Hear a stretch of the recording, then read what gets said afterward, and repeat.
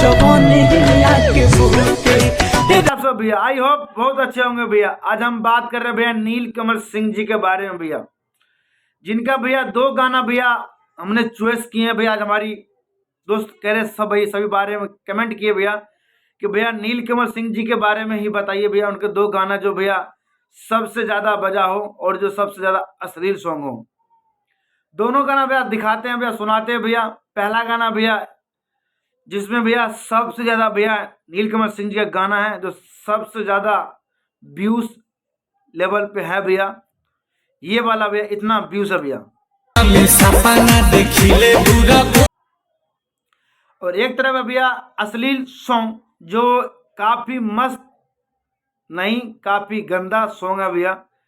ऐसा गाना भैया बनना चाहिए नहीं बनना चाहिए तो भैया आप सब कमेंट बॉक्स में बताइए और दिखाते हैं और सुनाते हैं भैया ये अश्लील सॉन्ग।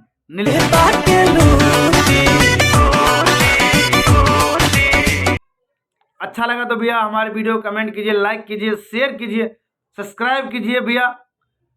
और भैया इस वाले वीडियो पे मैंने भैया व्यूज रखा है भैया कम से कम 2000 और भैया लाइक होना चाहिए कम से कम 300 और कमेंट भैया 100 होना चाहिए नीलकमल जी के लिए। हर हर महादेव, जय बिहार, जय भोजपुरी, है बाय टाटा, नमस्कार, जय हिंद।